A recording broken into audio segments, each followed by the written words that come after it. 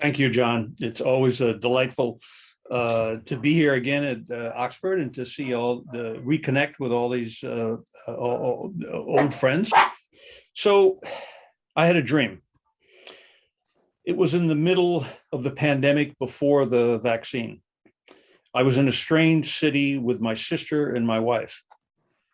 There was a big party and I was cleaning the house. Someone wanted to introduce me to George Harrison. At dinner, I was somehow doing something wrong and everyone was blaming me. I kept trying to clean up and sweep the floor.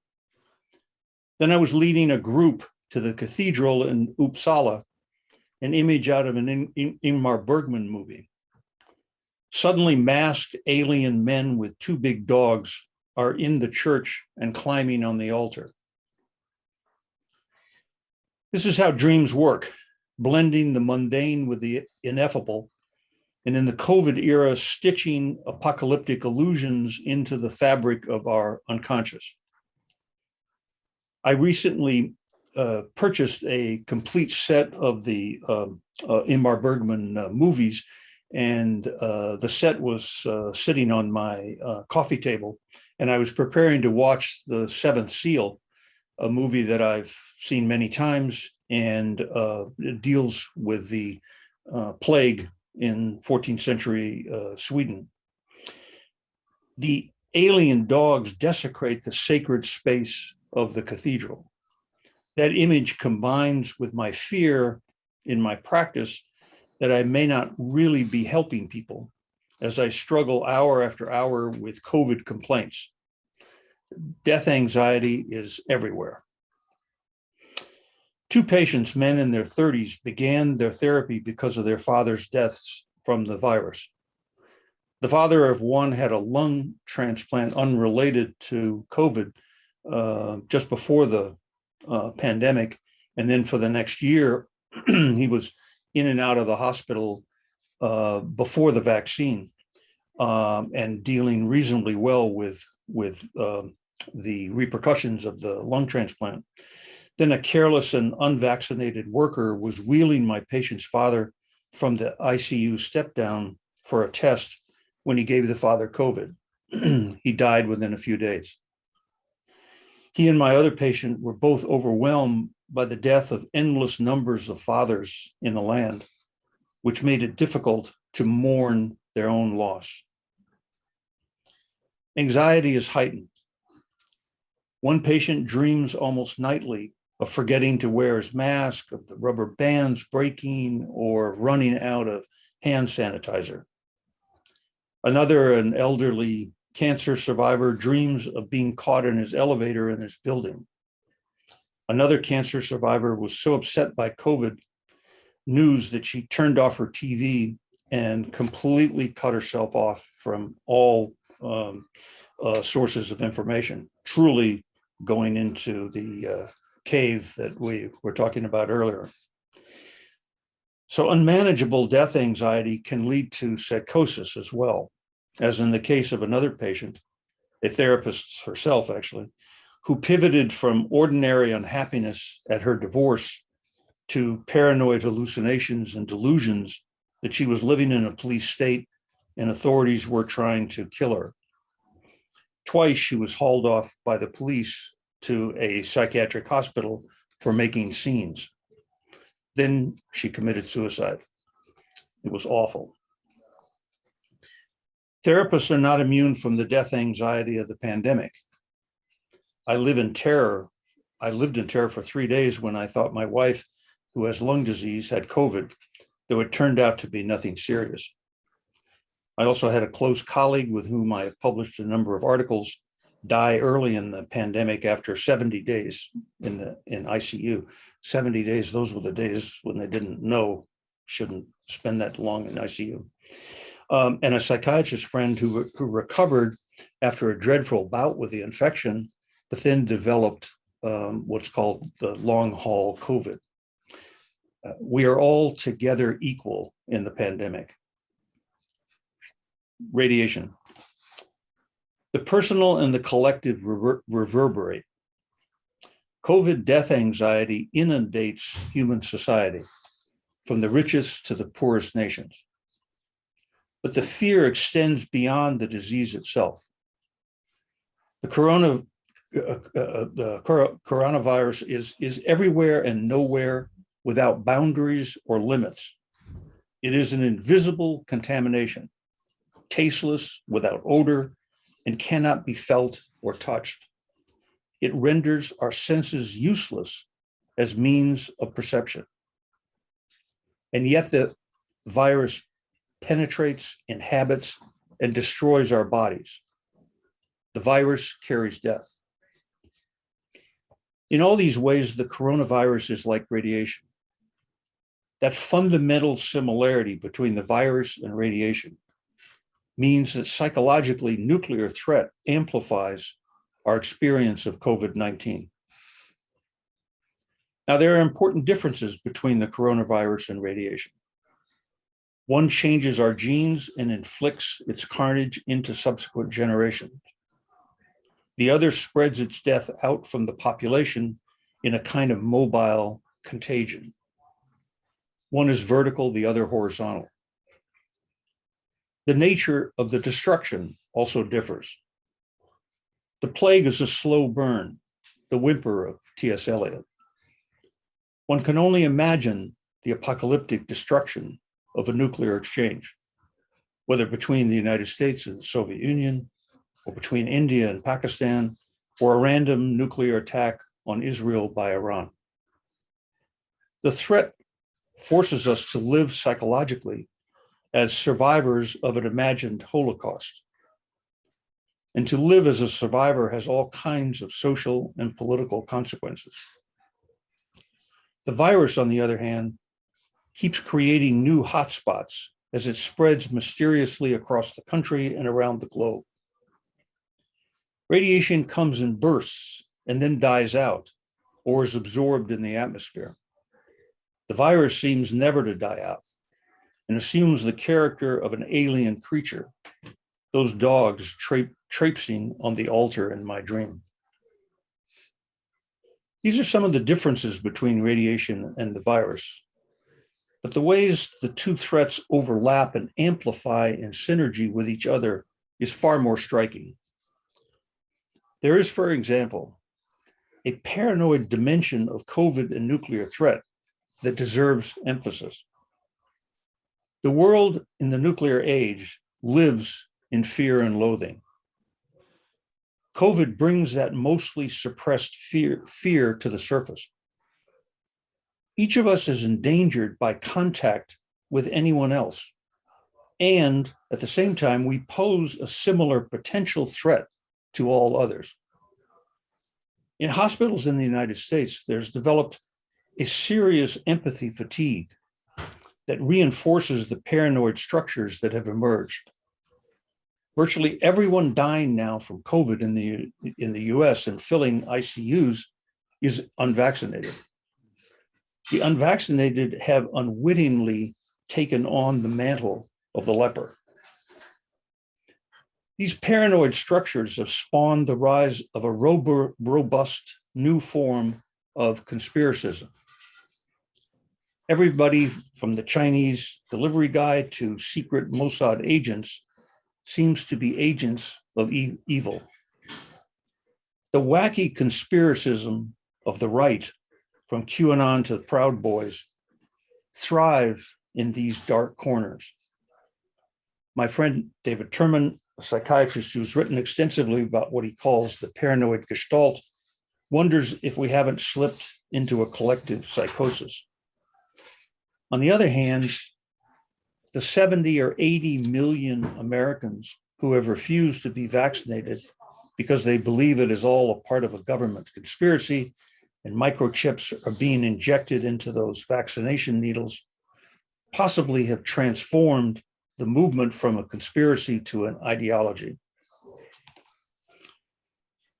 Two contending irrational reactions dominate this ideological landscape. One is numbed awareness that manifests as denial. We continue to see college-age students recklessly party and now attend football games without masks or social distancing. Ultra-Orthodox Jewish communities in Brooklyn and in Israel refuse to alter their religious ceremonies, including funerals, that bring large numbers of the faithful together. Trump, of course, the Republican id, during the election encouraged such defiance as a way of solidifying support of his base in crowded rallies of supporters and the insurrection of January 6th. Denial thus merges with corruption. Denial, however, is not forgetting. It is an active psychological process that requires constant effort to maintain and needs an inexhaustible ideological flow of reinforcement to sustain. There must be some in America who genuinely believe that COVID is a hoax, but it's hard to believe that most right-wingers loudly proclaiming that the pandemic is fake and refusing to wear their masks or socially distance themselves don't have secret fears that they have to suppress. Death and suffering are just too pervasive to ignore. The stridency of the protests actually gives them away. The denial serves ideological commitment, but reveals the dread. The antibody, for example, the antibody treatments by the unvaccinated, the New York Times just yesterday reported that there's a run on monoclonal antibody treatments by the unvaccinated who get COVID and turn in terror to a treatment costing $2,100 as opposed to the free vaccine, and in the process turn to a drug that is actually much more experimental than the widely tested vaccines that are available. The association of the virus with ultimate images of death also leads many on the left and in the sensible center to a sense of helplessness and debilitating anxiety. COVID death triggers other traumas, whether collective historical events like the Holocaust or intensely personal experiences. Many of my psychoanalytic patients, for example, have experienced the return of earlier traumas in dreaded isolation of their New York apartments. Their dreams have turned to nightmares, and their days are filled with listless activities such as binge watching TV series they've already seen. One patient whom I have seen now for over 2 decades talks about her association of her experience of the virus with what she went through after 9/11. She watched then her children drift into despair, one of whom became a heroin addict. She has trouble now doing more than a few hours of work each day. She reports trouble with focus. Our emotional capacity to stay with trauma recedes and assumes constantly shifting shapes. Appropriate fear. It's worth asking in this context, what is the goal psychologically of dealing with such threats and dangers from something like the coronavirus that symbolically evokes apocalyptic anxiety? Most generally, I would say that what we should aim for is an appropriate level of fear, one that avoids denial or panic, but that accepts the real dangers we face. Now, there's some interesting historical precedents for thinking about the dimensions of what I mean by appropriate fear. The terrible flu epidemic of 1918 to 1920 that killed some 200 million people throughout the world led to a sustained search for a vaccine. That research took many decades and was systematic and without political interference, culminating in a successful vaccine, and in the process spawned other work that led to vaccines for polio and other diseases. A different kind of example is the reaction to the terrorist attacks on 9/11. At first, this dramatic assault elicited a wildly disproportionate response based in panic. 2 devastating wars that America launched resulted in the deaths of hundreds of thousands of people and the creation of millions of refugees who destabilized politics from Tora Bora to the Thames. In time, however, counterterrorism efforts stabilized at all levels. And most people came to realize that the exaggerated fears of attack wasted resources and gave terrorists exactly the political victory they sought. Over the last 20 years, there's been a gradual but steady pivot from the militarization of counterterrorism to its location in local police districts in collaboration with more elaborate intelligence agencies. Of course, these alliances are imperfect, but they beat hands down, unleashing the full force of the American military against a handful of terrorists in Afghanistan. The collective dread of a terrorist attack is now much more appropriate to the actual dangers we face. There's no question that COVID has wreaked havoc in the United States and throughout the world. The unsettling merger of the virus and radiation in our minds is part of a psychological and historical dislocation that haunts us. New forms of death change the landscape of life. We are just beginning to figure out how to navigate that topography. Thank you. Thank you very much indeed, Chuck, for a very thoughtful and thought-provoking presentation.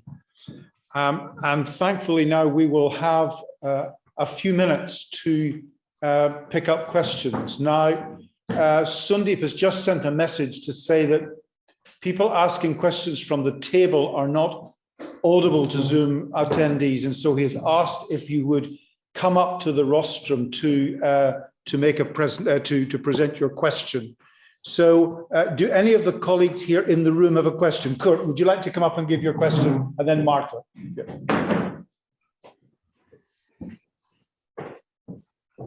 Hello, Jack. Thank you very much for your presentation, but it's just fascinating as always. I have a question about I mean, according to you, the conspiracy theories, let's say, you place them firmly on the right and even the far right side of the political spectrum. However, from what I see and the people I meet who are anti-vax and so forth, I see them even in family circles, unfortunately. I mean, I see them on all places of the political spectrum, actually, and not just at one or two. I mean, do you think this is perhaps more American, or is it just, I mean, do you have any proof of that? I mean, why it would be rather on the right than a bit everywhere? It's a very interesting question, Kurt. There, in fact, is a convergence of the anti-vaxxer movement on the right with the anti-vaxxer movement on the left, you know, situated in the granola crunchy California. So, and that's definitely been the case. I think there's also worth keeping in mind in the COVID era, there's been something of a confusion of conspiracism, of the what I think can be called the new conspiracism, as a holdover from the conspiracy movement around 9/11. In fact, I just published an article, sort of a history of the conspiracy movement, and it's left wing, almost entirely. It is very interesting. I mean, you know, most paranoid movements are right-wing and populist and anti-democratic and tend toward authoritarianism and all the kind of familiar. But the 9/11 conspiracy movement, you know, that there were bombs in the basement of the buildings and that kind of stuff, is absolutely a left-wing phenomenon, and therefore very interesting. And there is this anti-vaxxer movement on the left. But what's not the case is that I mean, obviously I know the United States, I don't know the situation on the ground in Europe or elsewhere in the world, but there is so the anti-vaxxer movement on the left, but it doesn't converge with authoritarian, anti-populist, anti-intellectual movement. That is the right-wing politics is associated with the anti-vaxxer. That the whole thing is a hoax and it's part of fake news, et cetera. So I think that's the key difference. Martin, would you like to come up and make your question? And by the way, colleagues, anybody in Zoom land there, if you want to put your question on the chat, then we will be able to pick it up. I see Rafael has made a note of that. Thank you, Jack. That was very inspiring, especially the stories that you've shared from the lives of your patients. Thank you very much for that. I was actually really struck by what you've said about the egalitarianism that resulted from the fact that we are all in houses, in our private sphere, really communicating through internet, but being in our own private sphere, really. So that put us all on a certain similar level. And I'm thinking both about institutions, where small institutions were basically communicating and working with the same technological means as the big ones, as the big players, as well as privately people. So I would like you to elaborate a little bit about that. Do you see it as a positive aspect of what has happened? Do you see some potential perspectives for a change in that egalitarian aspect of COVID? And then secondly, I was wondering what ways forward you propose to your patients in terms of overcoming anxiety. Mm-hmm. Do you see a trend in a sort of strengthening of the small communities? Dennis was telling us a lot about the relationship between citizens and the state, which became further, which became more authoritarian and strict, but maybe there is hope in smaller communities that developed a sort of a new approach of supporting one another. I was wondering if you see a way forward there. Thank you. Yeah, very interesting questions. You noted something very positive that I hadn't really even thought about. I mean, there is a kind of an egalitarianism. What I've been most struck by in my work as a psychoanalyst and a psychotherapist is this issue is one in which we're all in it together. There's a kind of an equality, and I think that has actually had a profound effect on the practice of psychotherapy. You can't pretend as a therapist that you are not scared to death yourself, and that you take the same. You can empathize with your patient's anxiety in new ways that does create a kind of an egalitarian sense. We are all in it together, and to try to pretend as a therapist that you're above that anxiety is totally false and inauthentic. So that has the potential. Egalitarianism is an interesting word to use in that context. It has the potential to expand that out. It has a democratic meaning. It has political consequences that are worth developing. Second question about what I do. I do find sometimes I feel miserably like my patient who committed suicide. It was a horrible experience, and I don't think I'm pretty sure, because I've known her for quite a while. I had known her for quite a while, that she never would have committed suicide if there hadn't been COVID. But I do feel that just my small corner of the sandlot where I work, that I connect with people and help them through it. And of course, helping them through it helps me through it. There's a kind of a mutuality that I think can be extended. I think the world of therapy can offer a model for larger adaptations to move from either denial or helplessness into a kind of an appropriate level of fear. And I think that's developing psychologically and psychohistorically for a culture to develop an appropriate level of fear is a challenge that we can take on. and have something to offer. And an opportunity for one final question, either from one of the colleagues online or from someone in the room. Yasmin, can you come on?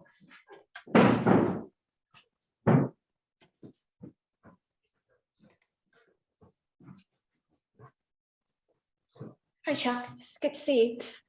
This is maybe deviating from what we're focusing on, but it's about the egalitarianism, because there is a view also that COVID has actually maybe done some good by exposing the inequalities that exist between people like us and those who, do not have the privileges that we do for isolating ourselves, protecting ourselves, seeing a psychoanalyst, etc. Do you have any comments to make about that? Yeah, no, I think that's absolutely true. I mean, and massive inequalities have been revealed in COVID. In New York City, for example, the so-called essential workers are basically people who are Black and brown and live in the outer boroughs and have to travel an hour and a half to get to the hotels where they can make the food and serve the people who can afford to, retreat to their apartments or go to the Hamptons. So, I mean, it has that high, it has had the effect of hitting the most vulnerable most powerfully. And I think those of us with the means and to isolate in our apartments and homes and whatever